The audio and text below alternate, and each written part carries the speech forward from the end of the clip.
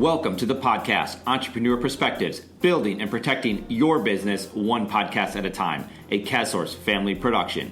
In this episode, we discuss the story behind SportsEpreneur, role players in business, and the Buckeyes.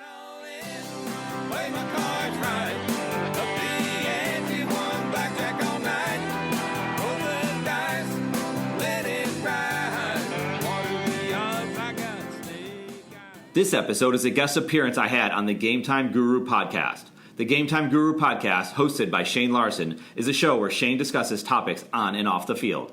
Shane asked me to come onto his podcast and talk about how sports and business relate, so of course we had to chat about SportsEpreneur and his favorite article titled Sports Bring People Together. And with Shane being a fellow Buckeye fan, we had to discuss Ohio State, with a business touch of course. Thank you to the Gametime Guru for having us on the podcast. It was an absolute honor to be featured on the podcast, and we would encourage you to check out his show on Apple, Spotify, or Stitcher. Here's the interview I did with Shane Larson of the Gametime Guru podcast. What's going on, everybody? Welcome out to another episode of the Gametime Guru podcast. I'm your host, Shane Larson, as you know. Today we got a special guest coming on to discuss something that's really, really interesting for me. It's something that I'm passionate about, and that is the fact that sports can be related to basically anything in life, even in your own, business life. Because that's what I've always been teaching you guys since I started this podcast, that, sports, they teach you many things. It's not just a bunch of dumb jocks. I've said it 100 times. It's not a bunch of dumb jocks. You learn so many things through sports that can be implemented into your daily life. And I've got a guru in his own nature joining me today. I'm going to let him pronounce his last name, but it's Eric. I appreciate you, Eric, joining the show. But can you pronounce your last name for me, please? Yeah, it's easier than it looks. It's Kasimov. Oh, okay, so it is easy. Yes. I was like, I'm going to try to do this, but I'm going to butcher it, so I might as well just let you tell the listeners. Go. Yeah. Kasimov, all right. So, Eric, it's funny. I met Eric via social media and podcasting. I mean, it's kind of crazy how I started, interacting with you. But I want you to kind of introduce to the listeners who you are, where you're from, what you do. Yeah, no, I appreciate it. It's an absolute privilege to be on the Gametime Guru podcast. Very exciting for me, so I do appreciate that. Originally, I'm from Buffalo, New York, so in the spirit of sports and losing in sports, I am a long-suffering Buffalo Bills fan, Sabres fan. I mean, the Sabres right now are vying for last place again in the NHL. I mean, I think we've been tanking for 5 years. I thought the tank process was maybe like a year or two, but it just keeps on coming. But you know what? It's like you're talking about so many of these principles and things that we see in sports can be applied to business. So I'm originally from Buffalo, New York. I live in Charlotte, North Carolina. And I am the CEO of CASSource Inc. CASSource is a multifaceted company that is a content marketing and insurance company. And the bottom line of what we do inside of CASSource is we help business owners build and protect their business. That's it. Any way we can do that is what we do. Content marketing, I feel like, is the ultimate insurance policy because it's marketing for your business to keep you relevant, to build an audience, and there's so many different things you can do from that. And within that, and Shane, what you're getting after is our content platform, and that's SportsEpreneur. That's how you pronounce that. I just have this last name and the name of this content platform that we try to make it difficult for people. But it's SportsEpreneur. And so what's interesting, Shane, is when I was really getting going with this business, CASSource, which is now 5 years old, I was trying to think of, I wanted to create content, right? But I didn't want to just create we'll get into this, right? An Ohio State blog or a Buffalo Bills blog, or I didn't want to just create a business blog or a business content platform, right? And so I was like, I love business, I love sports. Why don't we just combine the two of them? Because I found myself so often just talking about the two things together. I would create these parallels, these analogies for the people that I was talking to, for the sales force inside of CASSource. And I was like, well, wait a second. I can write about that, right? I gave this analogy about Ohio State when they won the 2014 national championship, that they had this negative perception about them, so they had to prove people wrong. And I had this sales guy going on and on about how no one was taking his call and no one was listening to him. I was like, because you have this negative perception about you from the other person. They don't know you. They think that you can't help them out, so you have to help them out. So anyway, long story short, I've rambled on too long. That's where SportsEpreneur was born, and that became the thing people wanted to talk to us about. Because if you might imagine, life insurance is not the thing people want to talk to you about. And I'm not the guy to show up at lunch with you, Shane, and say, hey, man, how's your life insurance looking? That's just not who I am. But we have a real conversation about things that we're both genuinely interested in. And then you might want to say, and you don't have to, but you might say, hey, what else do you do? Or what do you do? And that's how this whole thing was born. Man, I love it. I love the entire background of that. Like, your whole story is legit. And you mentioned Ohio State. You're like, I didn't want to start an Ohio State blog when you're just talking about that. That's one of the things that for the listeners out there, you guys are listening. Eric, I followed him on his social media platform for SportsEpreneur. I was following his Instagram page and found out he was an Ohio State fan. You guys know I'm a Buckeye fan. Buckeye from Boise, which is crazy, but yeah. I love it. I like the ring to that, by the way. Yeah, exactly. Yeah, dude. Maybe one day I'll make a rap out of it. That's I don't right. know. But yeah, man, and it's just crazy that you find other people like yourself that you were able to build a business essentially. Like the content that you're putting out there is exactly what draws me to it. Like, that's something that I'm extremely interested in. And SportsEpreneur, you write some articles, and I wanted to start with one of these articles that you wrote, which I preach all the time. This is why I thought it was so awesome. It's how sports bring people together. That was one of my favorite articles that you published.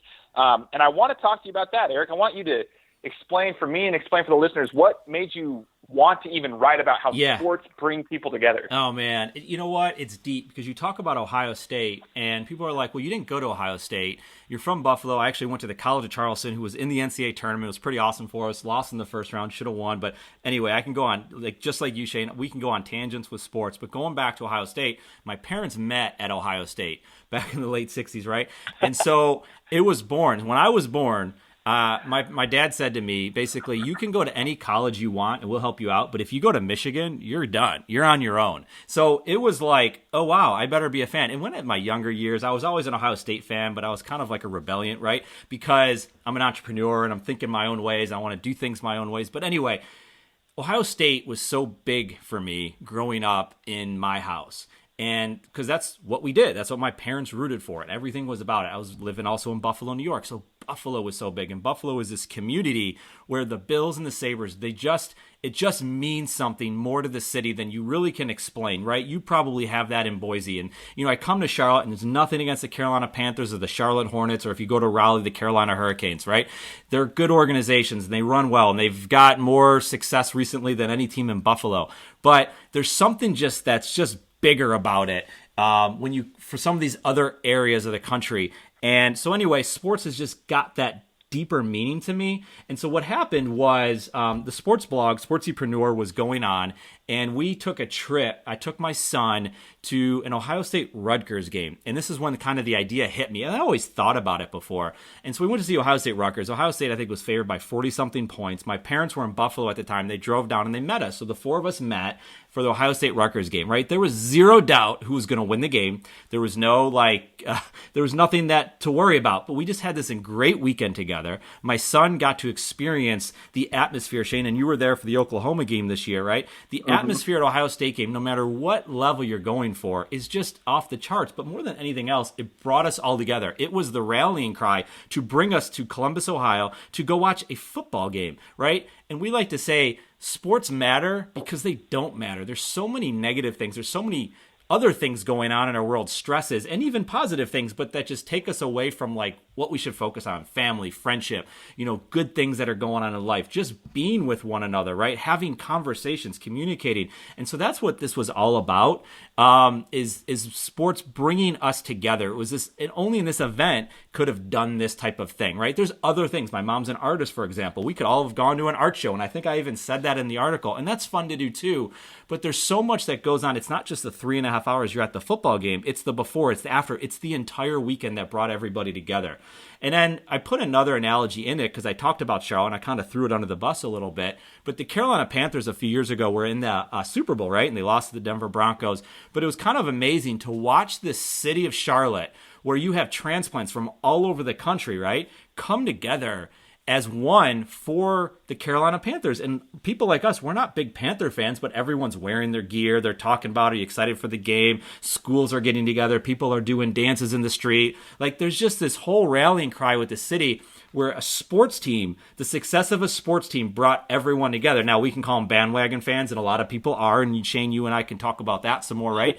But that's just, everyone can come together because of events like that. So I think in many ways, that's what it's all about. And that's why I enjoy writing about it. And so it was for like SportsEpreneur, like, I really want to talk about sports. But some people would look at you and be like, why do you watch so much sports? Why are you so into this team? It's because you get an opportunity to give yourself to something that you really don't have a whole lot of control over, but it takes you outside of yourself. And I feel like it's very important, whether you're a parent, whether you're an entrepreneur, or no matter what it is you're doing, you sometimes, somehow have to pull yourself away from, take yourself out of your own head, because if you live in your own head so much, it really can wear on you. And I think like a sporting event can do it. That's why it's so frustrating, right? The Sabres, like, I want a Stanley Cup run. Like, I want a couple playoff series. Like, and so when I come home at night, like, I do it with the kids, right? We have tons of fun, but you can remove yourself from all of that goes on in your life and just watch for 3 hours or whatever it is, just this event, and then it ends and you go back to your reality. You know what I'm saying? So I don't know if that makes sense. If I'm not, it obviously resonated with you at one point. So I'm curious as to like what you feel about it all today. Yeah, man, that's exactly how I feel. And I love how you mentioned sports matter because they don't matter. That's like a perfect phrase. It's a perfect way to put it. And the bandwagon fans, you referenced that just now, talked about that. Like, it's funny because in Boise, we don't have any professional teams. So when you mentioned like the Buffalo Bills, Buffalo Sabres, and like how it's huge to the city, well, the Boise State Broncos football team, that's basically our professional team. And we have a 35,000 seat stadium. We don't even fill that half the time, but I mean, we have a freaking nation behind us, essentially, is what they call it, Bronco Nation. And when we won the Fiesta Bowl in 2006, 2007, well, it's technically 2007, but the 2006 season, we beat Oklahoma with the Statue of Liberty. Well, you felt this sense of pride with that team. And then we went through a Kellen Moore era where we were just dominant, and we won another Fiesta Bowl against TCU. And then a few years later, we won another Fiesta Bowl against Arizona. You just feel this sense of pride and community with sports. And the same goes for when we lose. Kyle Brotzman, who's a good friend of mine, and he's actually going to be on the podcast. I'm interviewing him later this week, but he'll be on here in a few weeks. He was a kicker who actually was an amazing kicker at Boise State, but he's well known for the fact that he missed 2 brutal field goals against Nevada in 2010, and we lost our chance at possibly going to a national championship because that's when we were a top 4 team in the country. Wow. And lost to Nevada. Yeah, so yeah, and it's crazy because like our fan base was so packed behind that team because we truly felt like that was one of the best teams in the country. And when he missed that and we lost, I mean, you could feel the devastation. The whole city, the whole community was just devastated. So it's the same concept. Like, it's just this bond, whether it's a hype for good or a hype for bad. Like, there's a bond, and I love it. And I love how you mentioned, like, the family aspect of it, too. Just last year, I'm a Utah Jazz fan, man, and when you were talking about your family meeting up in Columbus, well, a little different from me, but we live about 5 hours away from Salt Lake City, so it's not that far of a drive. But I wanted to go to a Jazz game. So my wife and I, with my little boy, we went down to the Clippers-Jazz Game 3 of the playoffs. And then about a week and a half later, Jazz were playing against the Warriors. And I had just graduated from college, finally got my degree, and I was like, you know what, I kind of want to take a quick trip. I just want to go with my mom, because my mom's been really helpful for me my whole life. So my mom and I took a quick trip down it was a week and a half later, down to Game 4 against the Warriors to watch the Jazz play and crush. But it was still cool to go and watch. Like, it was these opportunities to be with family and watch those events. So that's why I think it's awesome. But Eric, I have a question for you, man. I tell people this all the time, how sports bring people together, but now we're starting to see, politics are breaching the sports world, inside the sports world. Like, you got the Colin Kaepernicks, the Bennett brothers. We got all sorts of stuff coming in. Are you kneeling at the national anthem, this or that? So it almost seems like politics are penetrating the sports market. Do you think that has any kind of negative impact on this whole sports bringing people together, or is it actually pulling people apart? I think you're right. I think it pulls both ways. I think it's a great question, Shane, because I think like so much in the world, like there's two sides to a lot of different things. And I can sit here and I can say the positive, right? Sports brings people together, and, we get all excited. We can hold hands and watch the games, and we can high five, right? And like you said, or we can be sad together. Like you told me that story about missing the field goals for Boise State. Like, look at the Buffalo Bills, Scott Norwood, like, going to win the field goal against the New York Giants, misses the field goal. And then they had a parade for that team. And if you go back and they have footage of it, of Scott Norwood sitting in downtown Buffalo right in front of City Hall, and they called for this guy, and he's crying, and everybody's crying with him, and it's just packed. It's like they just won the Super Bowl, but they just lost the Super Bowl in the most devastating fashion, and it brought everybody together, like, sincerely. So it's talking about that, but on the flip side of it, yeah, like, things pull both ways. So it's not always that positive. I mean, it's not only like the politics, but like, go watch a Dodgers San Francisco Giants game. Like, people are getting killed. Like, that's not often, not people. A person got killed, right? People are getting in fights. Like, it brings out some craziness. Like, it's weird a little bit to me that people would take it to that extreme. Like, I can't stand Michigan. Like, anything about Michigan, you talk about it, I can't stand it. But it's funny is I have a lot of friends that are Michigan friends. I would never get in a fight with them over the team. So I think what it comes down to is, what do you focus on, right? I could get so focused in the hate of what I have for a team that it could bring serious animosity and serious problems between a person, two people, or groups of people. Or are you going to find some sort of positive in it and let that stuff go, right? Because you're going to hear trash talking, you're going to hear all that. And then on the political side, I think it's the same thing. Like, it's hard. Like, Shane, you're probably like me. You just want to watch the game, right? I believe everyone's entitled to their opinion and what they want to do, and I'm not going to get on here and say what someone should or shouldn't do. I feel like they should have the right to do whatever they want to do.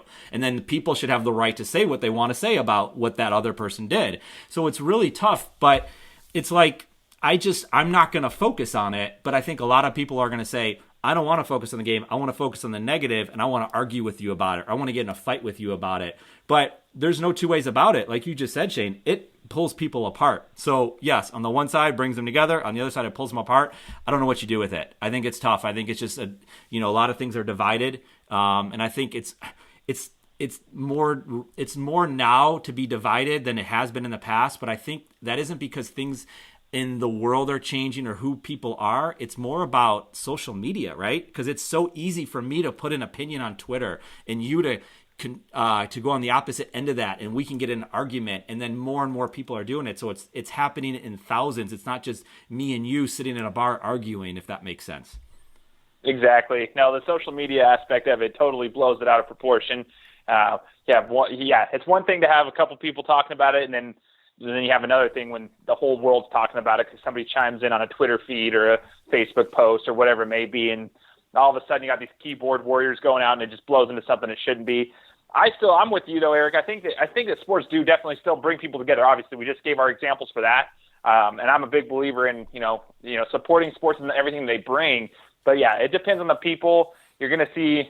I think the vast majority of people, it brings us all together, but you will have those outliers that it does pull some people apart. I just wanted to bring that topic up. Yeah, and Shane, it's on culture too, right? Because in culture, I talk about like in a business environment, like you can come to the office and you could find something bad going on that day. You can find something negative, and you could choose to focus on that negative for the rest of your day and kind of ruin your day, right? We've all done it, right? We've all had bad days.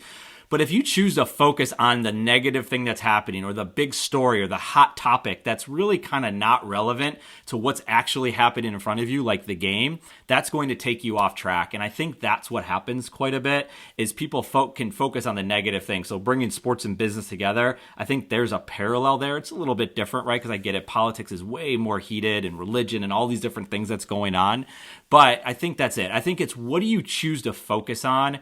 And that's up to the individual to say, I'm going to focus on this. I want to watch the game because I just want to watch a game right now. And I'm going to block out all the other stuff that's going on. Some people can do it. Some people can't. It's not right or wrong. There's no better way to do it. It's just the way it is. And it's going to lead to a lot of different side stories, right? For sure, man. And I love that. What do you choose to focus on? I love that.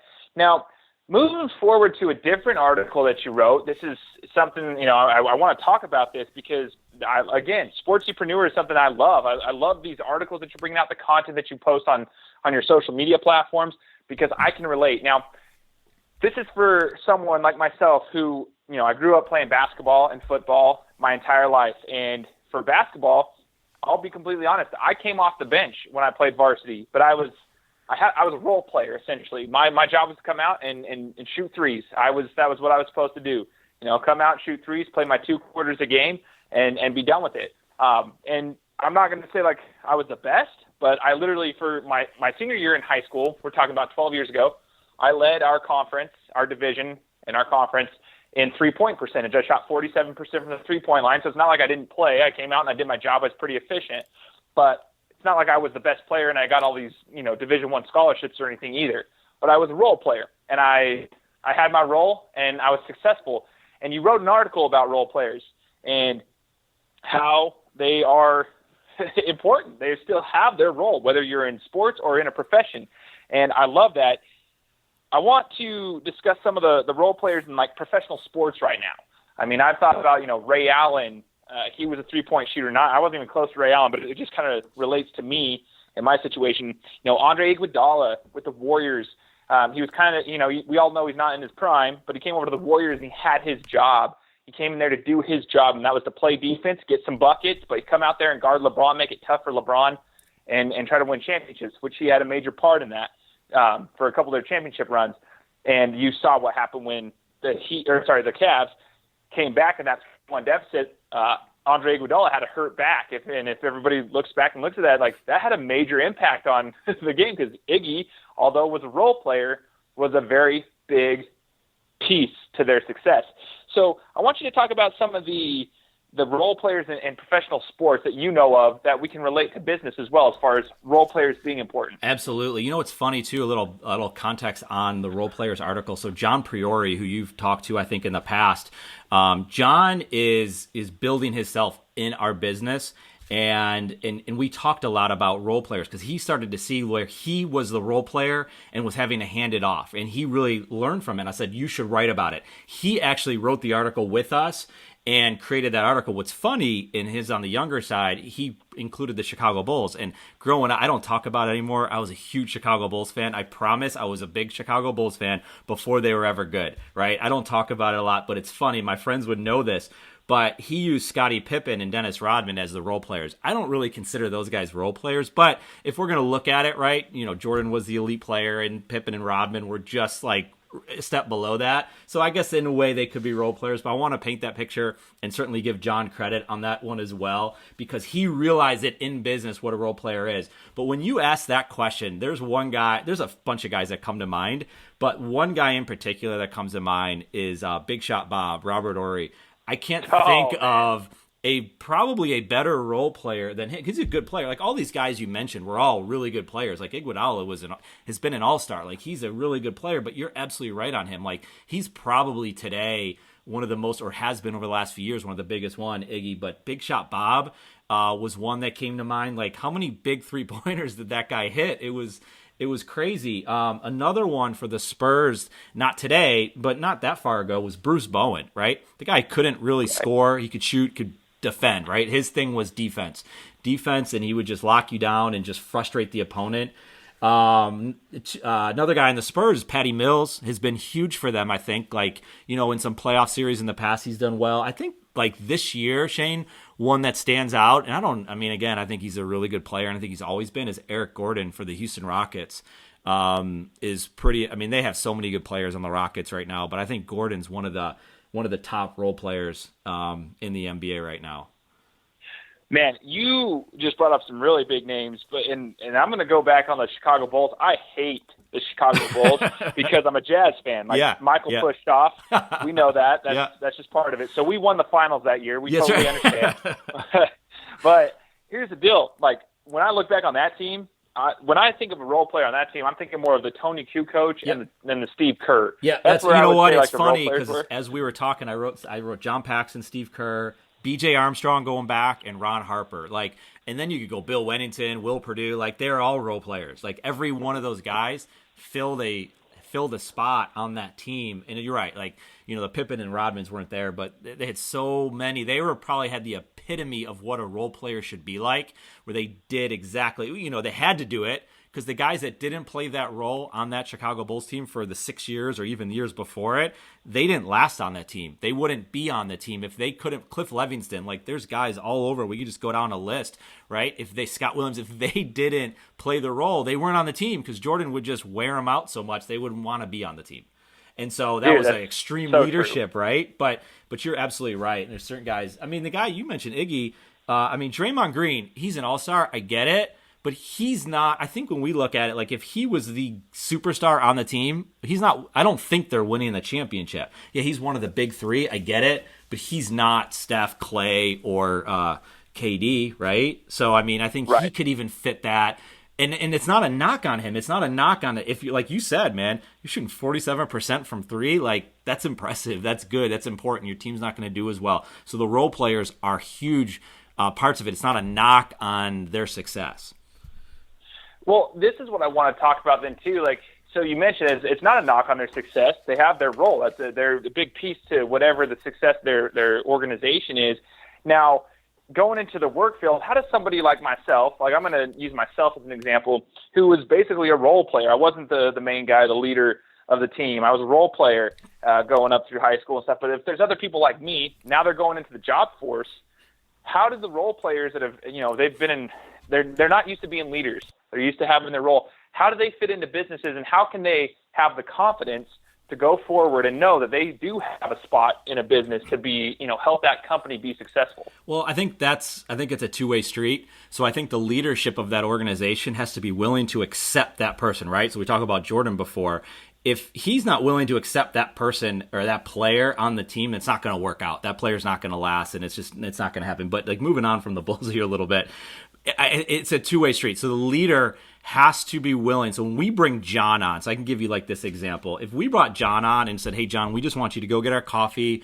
I want to make sure that you keep my calendar full. And I want you to make sure we have paper, we have this, we have that, do some emails and, fill our database up. And we're going to give you the lowest level job. Now, don't get me wrong. Those are important tasks all the time inside of a business. And sometimes you can play that role and you can play that role the best. But if you can just allow that person to have an opportunity to succeed and give them opportunities, then I think that works well. And I think the person coming in has to have some confidence and has to be willing to learn and ask questions and put their time in. Because you're not going to become the superstar, because a role player can become a superstar, right? But they have to put in their time. They have to give the effort. They have to be there. And they have to realize that role is important. We talked a little bit about like life insurance as an example in our business.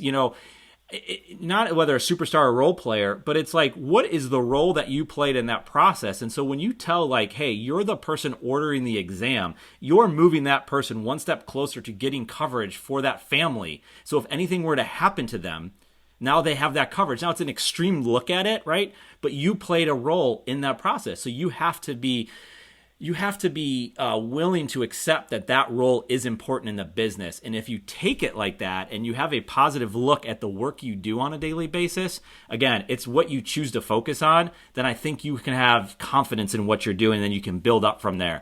But you really have to surround yourself with the right mentors, the right people, the right company, making sure that they're giving you those opportunities. But it's a two-way street, because then we have to allow John, for example, to play his part, to do his thing, and to let him fail. Because a role player, like you come off the bench, Shane, if you miss a three-pointer, and I don't know if the guy's the star on your team's a point guard, and he's coming down the court, is he not going to pass it to you again because you missed one shot? I hope not, because if you've earned it, then he should give you the ball again. Now, if you're having your off day, then maybe we need to talk about it and maybe move you onto the bench again and bring someone else in. But, right, that's the thing that I think you just have to allow people to make mistakes, but not to continue to make those same mistakes over and over again, because then they learn from it. And, John's made mistakes. I've made mistakes, but John learned from his mistakes. And so his role gets bigger and bigger and bigger to one day he's got the idea of, I want to be a superstar. I want to get to that next level. I like it, man. Two-way street, dropping knowledge for us all. Now, one thing I remember speaking to you about was, and this actually relates to you in regards to putting out your content marketing for your business and for anyone else that's got a business, is putting out a good product. Now, one time you mentioned to me, that it's important to put a good product out there as far as, like we were talking about sports. And I want to talk about this a little bit more because so often in the business world, if you're reading, content from like Gary Vaynerchuk, he's a pretty well-known entrepreneur. He always talks about content. And whatever business you're running, a lot of content will get a lot of eyes to look at it and get all this attention. You're driving traffic. But if your content doesn't have, a good quality behind it, a good quality product, then it has a negative effect in a sense. And I kind of want to talk about this in the sports world, putting together a good product. We'll see a lot of very talented teams out there, whether it being in, the collegiate level or professional level. And they don't really put on the greatest show, quote unquote, when they get to the big stage. It's like they prepare, but they don't really produce a good product. College football, we know this is detrimental. We're Buckeye fans. And I want to talk to you about this. Do you think that, like, the fact that they didn't always put out a good product or, like, the good eye test, a good show, did that have an impact on them in the college football playoff when they have voters coming at them? A little bit. I mean, yeah, the Iowa game is the eyesore that stood out. That just no one could get over that, right? That the game was just, I don't know what happened. I don't think anyone for years is going to explain. It just happened, right? It was a bad game. Iowa played great. They kind of got, missed a couple key players, but there's no excuse. It still shouldn't have happened. But yeah, and in the other games they kind of force the issue because you feel like you feel that you can put out the best content and you go out there and then the content's just not that good, right? Then we're talking about the game, right? The game that they're playing is just, man, they should be playing better, but they are winning games. But college football is different than most sports. I think that's why we love it so much, is that there's this uniqueness to it. But when and then they start pressing and then it just doesn't get better. And then they run into that, the juggernaut that is the Iowa Hawkeyes, right? And then the wheels come off, but then they get it back. And you called it, Shane. You're like, they're going to win every game after that, but they're not going to make the playoffs. You told me that, right after that Iowa loss happened, and you were 100% right. And they were just right outside of it, and many would argue that they should have been in it. But yeah, I mean, putting out good content, playing a quality game, it is important because it becomes we talked about this earlier a little bit, it becomes your perception. You create your own perception. So when in that example I told you in 2014 when Ohio State actually did win it, so let's focus on the positives, right? Before that, they were like, well, they can't beat an SEC team. They're going to play Alabama. They have no chance of beating Alabama. So that was the perception. So they got to go out there and they got to create their own perception. That perception could have been they lost, right? They could have lost that game and everyone would have been like, we were right. They created the perception. They're not good. They can't compete against the SEC. Instead, they created their own perception of, oh my goodness, that not only in the first quarter, they were losing in that first quarter in the first half. Not only did they did they not eventually win the game, but they created this thing of like, they're actually as good, if not better than Alabama. Like they should have been winning that game at halftime. They should have won that game by 3 touchdowns, but they had to prove that on the field. So it's no different than when you put content out, when you put a podcast out, Shane, like yours, it has to quality has to go into it. It's not always going to be perfect. You're going to throw interceptions. You're going to jump off sides. You're going to make mistakes like we just talked about before.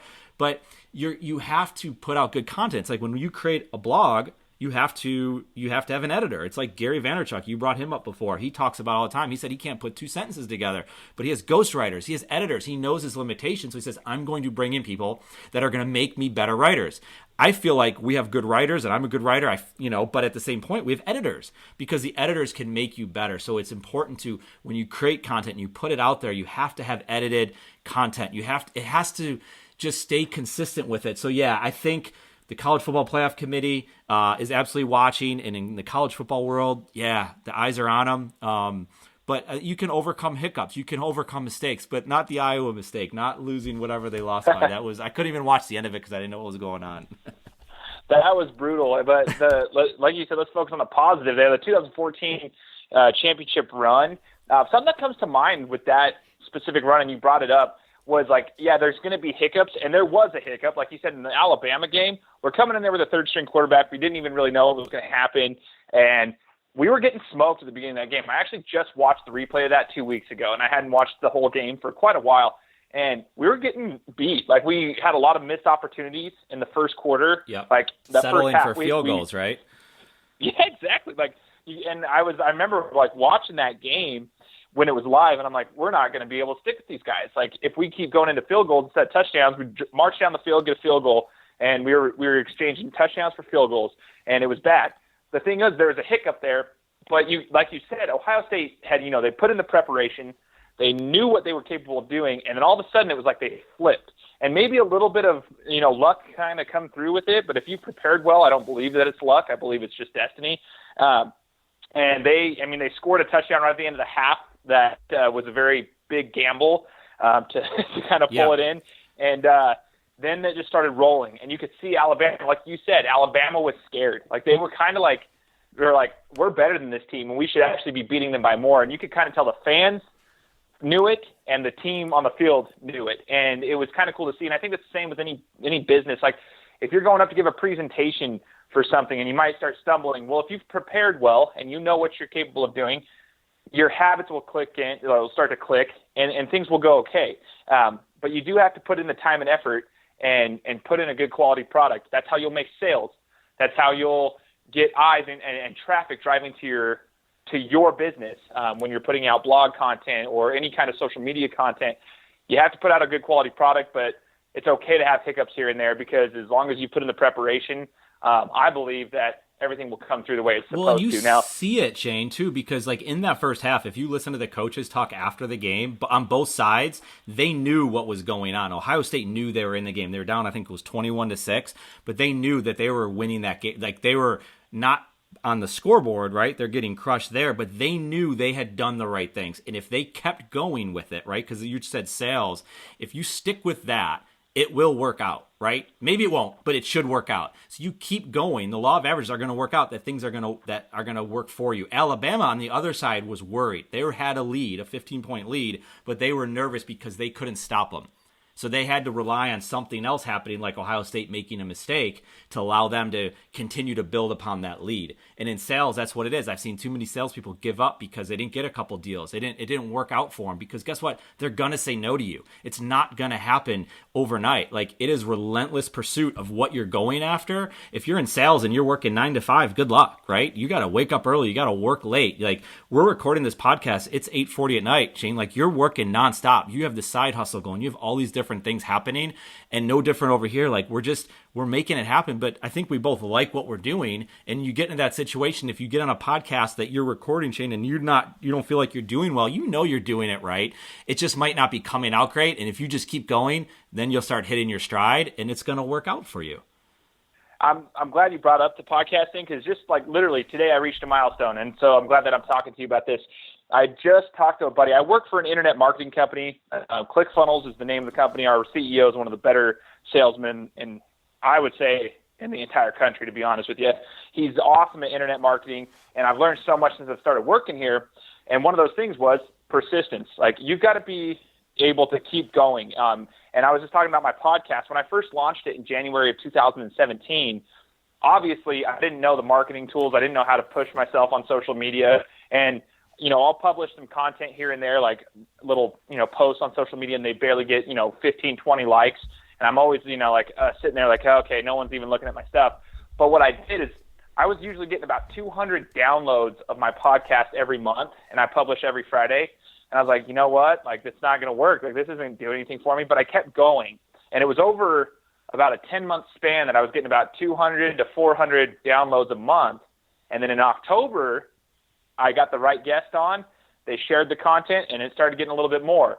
Well, then the last 2 months have been even more. And just this month, like today, I reached 2,000 downloads in the month of March already for my podcast. I published 3 episodes. So it's like I was going from 200 downloads a month, and now I've reached over 2,000 downloads in a month on my 3 episodes I published, because it's grown. But it was because I was consistent and I was persistent. I was continuing to put stuff out there and work hard, because I knew that eventually something good was going to happen, but you can't give up. And that's one of the things I think sports has taught me. You put out good content, you do what you can, and you keep going even when the hiccups come, and you'll be all right. That's awesome, man. Congrats. Well, thank you. I appreciate it, man. It's good to see, when you start to see reap the rewards, like you start reaping the benefits of the labor that you put in. It's just, you're a business it is. You know what it's like. And you know what? And you should save that. And I'm going to save it, because I'm going to play it for people, because when we help people out with their marketing, whether it's a blog or a podcast or just whatever type of content or social media, whatever they're creating, a lot of times people want that return on investment, the ROI right away. It's like, well, we've been doing this and we're not getting that return on it. And you've been doing it for 3 weeks, or you've been doing it for 3 months, or sometimes it's 3 years. It takes time. And I promise you though, if you have, like you said, the consistent persistence, and you just keep going and you believe in what you're doing and you keep doing it, it can work out. Now there's sometimes it's like, wait a second, this isn't working, and you have to change paths, and that's refinement. I talk about that all the time. I'm sure your podcast today is different from the podcast you did at the very beginning, or at least certain aspects of it are. So you've refined it and gotten better as you've gone on. But that is still remained is you've been consistent with everything that you're doing. And I think that's important for no matter what type of content or what type of role you're playing in your business, to keep doing it, because it does work out. And I'm saying this, I'm talking out loud because I'm telling myself the same thing, right? Right. No, I love it though. I love it. And we can relate that way. And it's just so awesome. Now let's wrap up this discussion with a little bit more sports talk.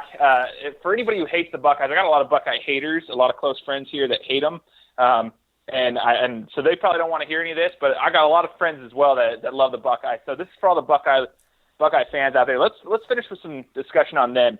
Now, we already talked about this last season. Obviously, they didn't make the college football playoff.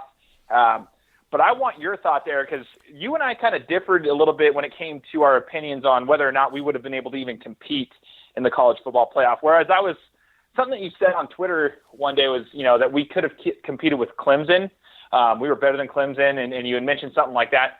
I didn't believe that until I watched Clemson play Alabama, and then I realized, I was like, yeah, this Clemson team, I think Ohio State could have probably matched with them after I really watched that. And I was like, yeah, they're more athletic. But one of the biggest hiccups was J.T. Barrett. And, we love J.T. Barrett, we hate J.T. Barrett, whatever it is. We had so many differing opinions on this leader of a quarterback. I want your thoughts, your honest thoughts on J.T. Barrett, and was he a good part of this team? Did he hold us back last year? What was your thoughts? Yeah, so it's funny when you go back. We've mentioned 2014 before, and I was lucky enough. So my son's first Ohio State Michigan game was that game, the 2014 game when J.T. Barrett got hurt. And I promise you, I said this, and I wasn't because I was Nostradamus or anything like that. And I said, this isn't going to end well if J.T. Barrett's the quarterback. And I kid you not, within the next quarter, J.T. Barrett was hurt. And I didn't wish it upon him, and it wasn't me that did it. It just happened, right? And I was like, I just wonder what would happen if Cardale Jones came in. Again, this isn't me predicting what was going to happen next. I had no idea they're going to go and beat Wisconsin 59-0. But there's something that he brought to the table of the ball going over the top that opened everything up. Or Ezekiel Elliott now can just run for 200-something yards for, whatever it was, three straight games. So, but then looking at J.T. Barrett, I'm not one of those. A lot of people didn't like him and didn't like the way he fit. And there's no doubt he had limitations with the deep ball, and that's what sets you back. I think in college football, you have to be able to throw the ball down the field. If you can't throw the ball down the field, then you're going to struggle. And they struggled as a result of that. They missed players. They missed plays. He missed open receivers. I'm a fan of J.T. Barrett and what he did for the university, and the fact that he got them there to that Michigan game ready to compete for the Big Ten championship and go to the playoff that first year. That was a huge part. I don't know how he did it, right? Because that Virginia Tech game was not a good game. I was at that game as well, and that was leaving the stadium, and I was like, they're going to go 6-6 this year. This is bad. And then you wait, and then you 3-4 months later, they're national champions. That was incredible what J.T. Barrett did. So I don't know. I go both ways on it. I'm not a hater of J.T. Barrett. There are a lot of people that are so happy to see him gone. I think people are going to regret saying those types of things down the road because he was really good. He really was. Here's the thing. You brought it up. They ran into Deshaun Watson at Clemson. I think people undervalued Deshaun Watson at Clemson and how good he was. And then you watch in the NFL, and I doubted a little bit how good he could be in the NFL. And it was only one season in 10 games or whatever. But that should have shown people how good of a player Deshaun Watson was, to where, get to your point about Clemson, they didn't have Deshaun Watson. They had Kelly Bryant. No, don't get me wrong. He's a really good player, but that wasn't Deshaun Watson over there. He was the one that changed it. Now, I get it. Ohio State didn't score any points, and they ran into some issues. Anyway, I'm all over the place here, so I'm not really answering your question. If you want to ask it to me more direct, you're more than welcome to. I think J.T. Barrett is an incredible Ohio State player. He's going to go down in the history books. Was he the national championship quarterback? No. Could he compete for a college football playoff? Absolutely. And could they have won it? Yes, because of their defense. I think more or less would have been that could have been the difference maker in that playoff. I don't know if they would have beaten Oklahoma again though, but Oklahoma lost to Georgia, so I don't know. They should have won that game, right? It was a wild college football playoff. I'll say that. Yeah, I think it was a toss-up in the CFP. I still think Oklahoma was the best team out of the four, honestly. I agree. Ever since when I watched that game, when I was at that Ohio State-Oklahoma game, I was like, okay, this is the best team in the country. I wasn't just saying that. I thought Baker Mayfield was a stud, and they were obviously, destroying Georgia, and then all of a sudden Georgia caught fire. I mean, it's just part of the game, but I still think they were a better team overall. Yeah. But that's just, sometimes, grit and grind. It is. Pulls it out. It is. And, on that, and on JT Barrett specifically, I look at it like the success Urban Meyer's had at Ohio State. He has JT Barrett out there for a reason. Is he stubborn with it? Yeah, he is. But are we really thinking that a redshirt freshman could have come in and not just played a half of football like he did against Michigan, and I'm sure we'll talk about him in a second, Dwayne Haskins, but lead the entire season? Yeah, these guys can do it, but JT Barrett, you're really going to sit down the fifth-year senior and with the leadership, and he was a captain day one. I don't know, man. It's almost like you had to ride with him a little bit. I just don't know how it could have worked other than that, knowing who Urban Meyer is, and just to go with JT Barrett and just go all in on it. And think about how close they got. They had one hiccup, and that really wasn't JT Barrett. Well, JT Barrett did throw that interception to start that game against Iowa, but the defense that gave up 50-something points, 55 points, right? So, there's plenty of blame to go around for why they weren't in that playoff. And JT Barrett certainly deserves some of it, but he's not the only one. And then you have to look at the success of other programs as well that kept him out of it. Absolutely. It can't all be put on JT. I always had mixed opinions on it. I just thought from his sophomore year all the way to his senior, I thought he was so much better when he was younger. For some reason, I don't know if it was his broken ankle, whatever it was, that made him lose confidence. I thought he was a better thrower, but you know what? I respect him for what he did, and it was a difficult decision for Meyer. It would have been difficult to, like you said, start a redshirt freshman in a situation like that and try to lead the half the season that way. It's difficult to say. It's one game, right? Because Alabama did exactly. it. But that's a half of football. It's totally different. If you just there's the ups and downs. You didn't play a good game, and now you got to listen to the media all week, and you're the guy that has to talk and listen to everybody and listen to social media. It's just not playing one half of football. No, absolutely. You're absolutely right. But now we have to actually make a decision on who's going to be the starting quarterback next year. That's We've right. That's a tough one right there. You got Haskins, Burrow. We've got Tate Martell, the big name coming out of Bishop Gorman in Nevada, who I personally absolutely love in regards to his talent. I want to know what you got to say. Who's starting the quarterback next year? Yeah, Dwayne Haskins. I think it's going to happen. I think they're going to let this thing play out. I think Dwayne Haskins starts, but I want to say this. Tate Martell will play. I think he's going to have packages for him. He's too talented, like you were just saying, to not have on the field. He's in that Braxton Miller mode. He's got this swagger about him. You and I are going to love him, but I got a feeling a lot of Big Ten people are going to absolutely hate him. And it's cool. You said it before, the Big Ten, the Ohio State haters don't want to listen to this. I love hearing about all the different teams that's going on, even if I can't stand them. But Dwayne Haskins is going to start. Tate Martell will play. He's not going to just sit on the sidelines. He will absolutely have packages. And Joe Burrow, I think he's a really good player. Could he stay? Yeah, I would venture to say that he may transfer because they have other kids coming in down the road too. So I'm not sure he's going to want to sit on the bench for that long. But at the same point, it's you're just one play away from being the starting quarterback, because I could see them putting Joe Burrow in to start and leaving a Tate Martell in as playing some packages, if that makes sense. But I'm going Dwayne Haskins as the starting quarterback. I respect that, and I wouldn't even be upset. I want to see Martell get on the field. I love his game. Been following him for over 2 years now, since he was a junior at Bishop Gorman, and I've been kind of just keeping an eye on him. And the fact that he's a Buckeye now is awesome. But I do think Haskins is the most talented. I think he's got the overall package. I think, honestly, when I watch Haskins play, they say that he's just he reminds people of Cardale. But like the thing is I think he can actually run though. Like he's not as unathletic as people think. I think he can actually move if he has to. So I'm excited to see. I want him on the field. I want him to throw the ball. So I want to know what you think. With everybody coming in, what we got coming in next year, where do the Buckeyes land? What do you see happening with them? So I'm very confident. So let's go back one more time to this theme, and I promise for the people that don't like Ohio State, this I think will be the last time. But in 2014, they won the national championship, right? We cover that. The year before that, they lose the heartbreaking Big Ten championship, right, to Michigan State, who goes on and gets shut out by Alabama in the playoff. But then Ohio State goes on and plays Clemson, and Bradley Roby sat that game. Sammy Watkins was the best player on Clemson, and Ohio State loses a very close game, and their defense got shredded, right? And what happened is Urban Meyer, after that season, is like, man, what just happened? We have to fix this. And I think Urban Meyer is very good at this. Coming off of a loss, of a crushing defeat, that they come out the other side of it, and they, I believe, won the national championship because they lost those heartbreaking games the year before. I think it was a huge reason why they're on this mission and they were going after it no matter what. And everything set back for them when Braxton Miller got hurt, and then later in the season, JT Barrett got hurt, and there was just so many crazy things going on with that program.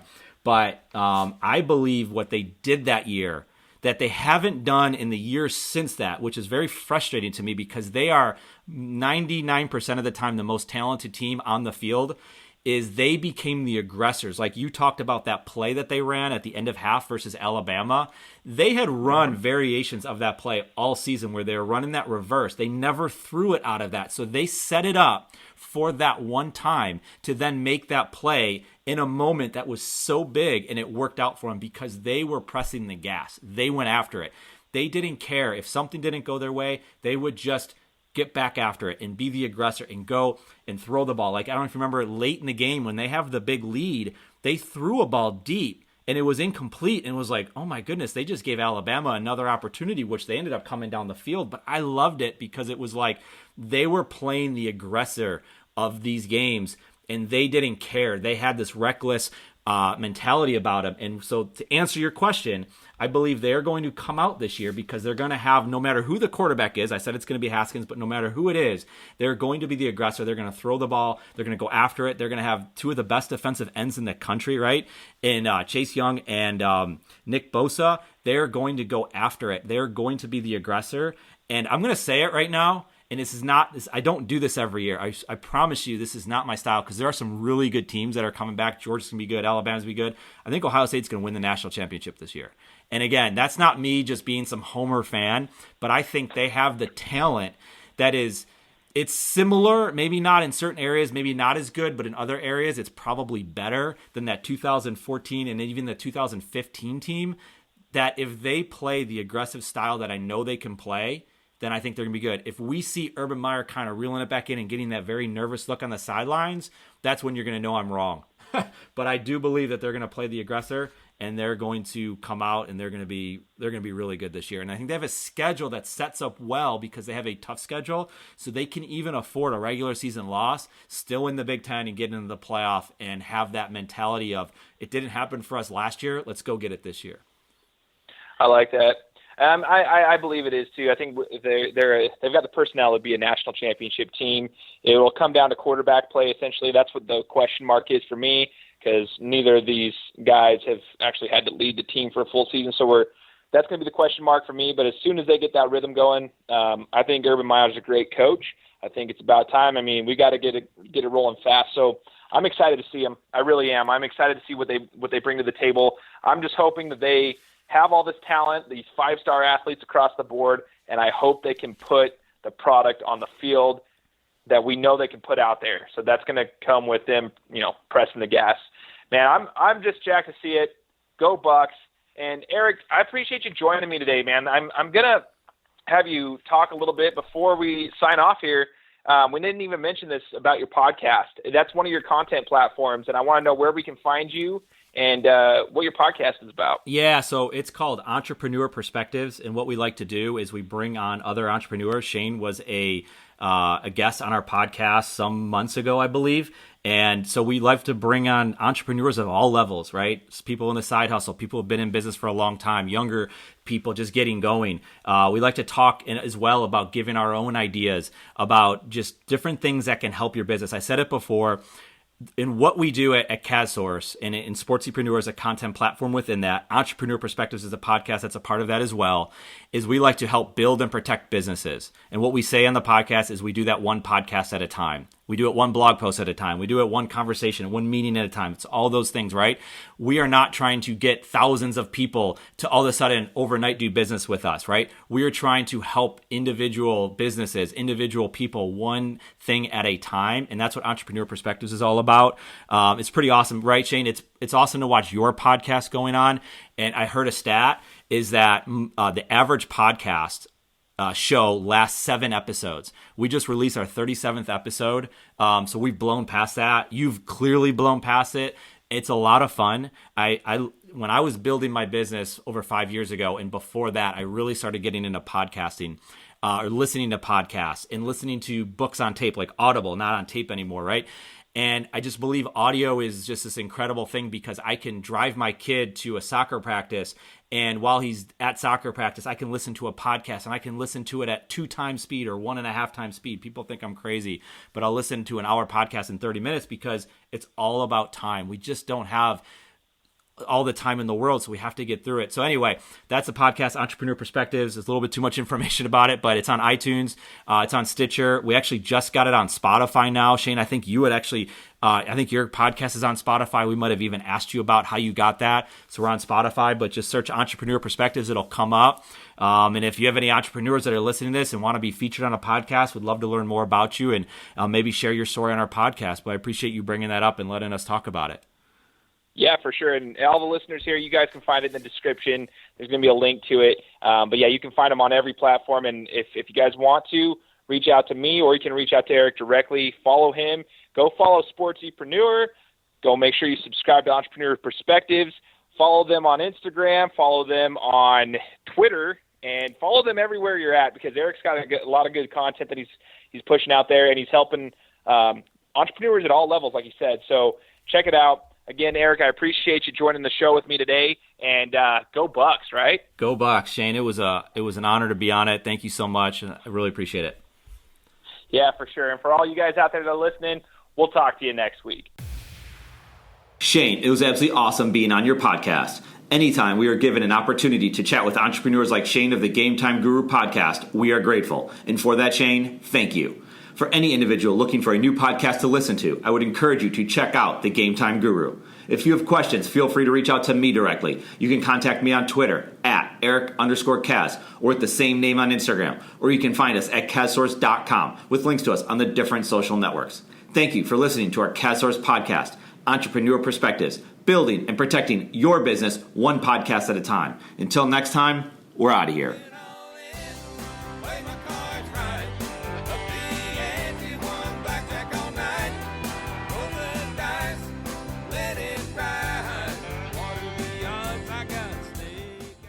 This podcast exists in large part because of Kasimov, the content marketing business inside CASSource Inc. Kasimov is excited to bring the content marketing services used at CASSource to you. Learn more by visiting kasimov.com. Thank you so much for listening to this podcast. It's a big deal to us. We hope you found value in it, and if you did, we would be incredibly grateful if you gave us a review on iTunes. Remember to subscribe to this podcast, and feel free to share it with anyone you know. More than anything, thank you again for listening. We appreciate it.